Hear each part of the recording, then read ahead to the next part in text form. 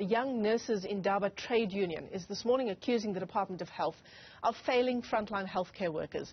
Now, union members, including nurses, security staff and expanded public works program workers, are dissatisfied with the lukewarm response they've apparently received from the department regarding their demands. That was after they held a march to voice their frustration. That happened on the 16th of March. Let's get you the latest on the story. Newzroom Afrika senior reporter Tumaole Mohlauli is at the Maxeke Academic Hospital in Johannesburg, and he joins us now live.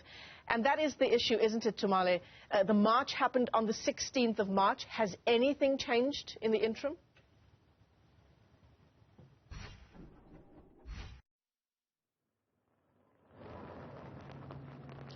Well, certainly not according to the union, Michelle, and that was why the union this morning is again calling for further engagements with the Department of Health, saying that it feels that the turnaround time in terms of their demands is really unsatisfactory.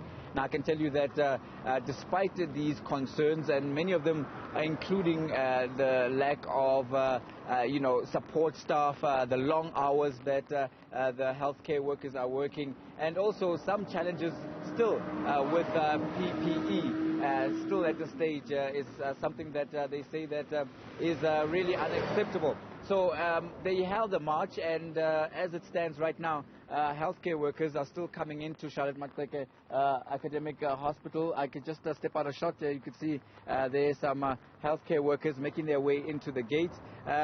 They remain committed, they say, to the cause, saying that they will not abandon their patients because they are and they remain the front line in the battle against COVID-19. And they say that all they are asking for is an engagement with the health department. They are not threatening to down tools, but they say that their march was a statement of intent and that if their demands are not met, we will still see what is an unfortunate situation whereby healthcare workers are leaving their health department in their droves, and they're trying to stem the tide to turn things around. And their demands are wide-ranging, aren't they, Tumaole? They range from the conditions under which they work, the state of the hospital, the lack of proper facilities, and, of course, their own employment conditions as well.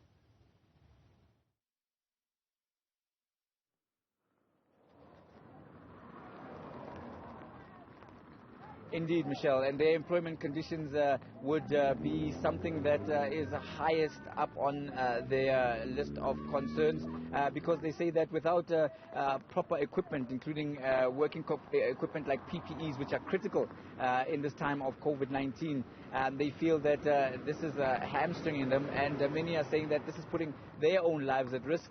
Many are saying that they've lost colleagues as well. This is something that was acknowledged by the provincial health department in a briefing held just a few days ago here at Maxeke Academic Hospital. In fact, what happened is that there was an on-site visit whereby, of course, members also of the Gauteng legislature and other government entities had a briefing about the state of the hospital.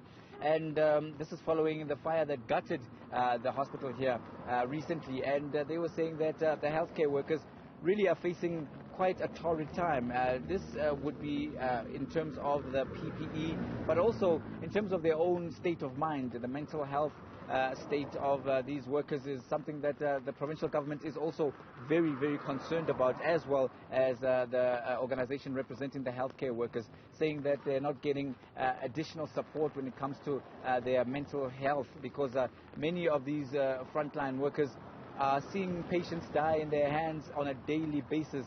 Many are seeing, people in critical care. This is also having a drastic effect on their mental health. So this is something that they are also calling on, because they want a broader engagement with the Gauteng Health Department to see what's the way forward and how they can be best supported. So really, it paints a very torrid picture about the state of affairs when it comes to the frontline healthcare system in certainly here in Gauteng. Yeah, certainly a number of issues facing the sector in the province. Tumaole Mohlauli, thanks very much indeed for that update.